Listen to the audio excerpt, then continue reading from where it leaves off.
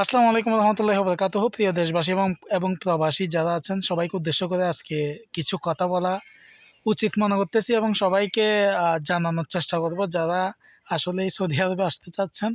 তো আপনাদেরকে কয়েকটি দিক নির্দেশনা দেওয়ার জন্য আজকের এই ভিডিও করতে আসলাম। দেখেন, আমি সৌদি আরবের মক্কাতে আছি। এখানে আসার পর একটা ছোট ভাইয়ের সাথে দেখা হইলো। তার নাম হচ্ছে সাইম। দেখেন, ও কিন্তু খুবই টেনশনে আছে। এখানে চাকরি করতেছে প্রায় 6টা মাস। ওর স্যালারি 6 মাস 8 মাস রানিং 8 মাস রানিং। 8 মাসের মধ্যে ওকে 2 মাসের স্যালারি দেওয়া হয়েছে। 2000 টাকা বাস। হ্যাঁ, মাত্র 2,000 টাকা। এখন ও ওর ভুলগুলো কী কী ছিল?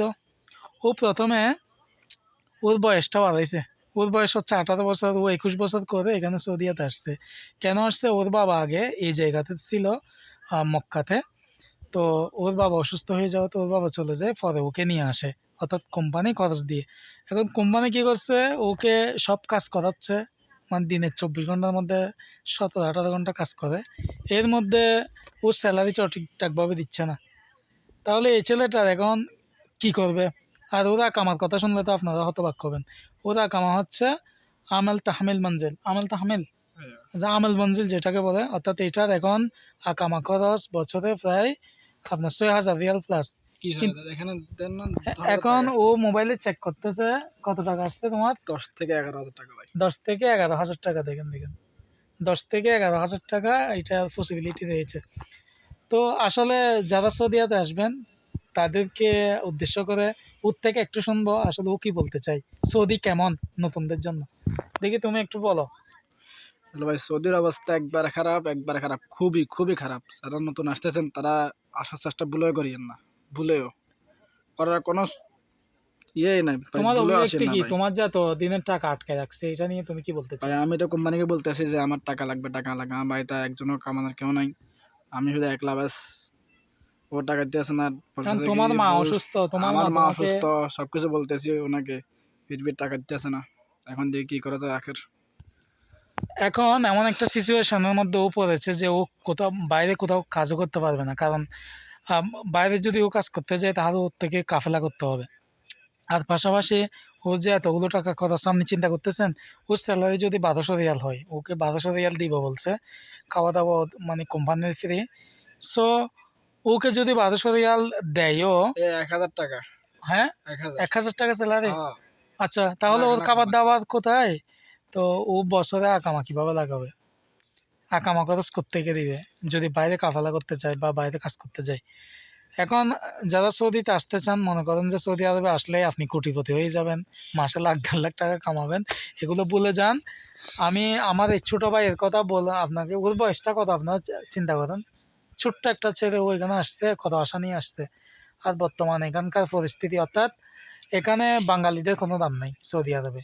দেখেন, বাইরের ইন্ডিয়ান, পাকিস্তান, অন্যান্য দেশের মানুষের স্যালারি 1,800-2,000 রিয়ালের নিচে নেই। বিশেষভাবে মক্কা হেরাম শরীফে যারা কাজ করে তাদের, যারা ইন্ডিয়ান আছে, পাকিস্তানি আছে, তাদের কিন্তু 2,000 রিয়াল, 1,800 রিয়াল স্যালারি।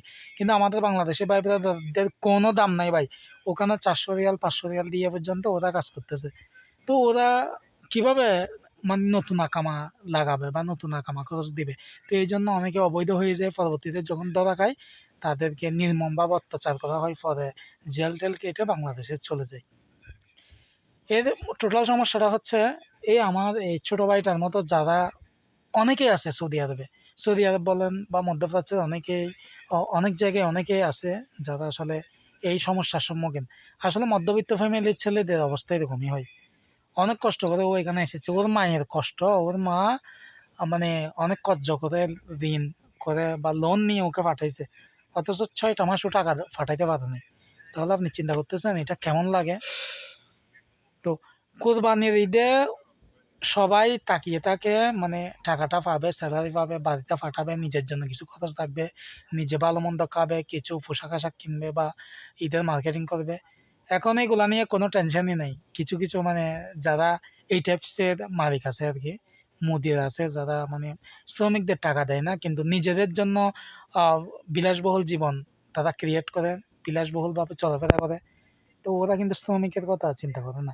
ওর কোম্পানি, আমি নাম বলতেছি না, ও যেখানে আছে বেশিরভাগ মানুষ ঈদের দিন মানে কোরবানি ঈদের দিন ওদের মন মন মানসিকতা খুবই খারাপ ছিল।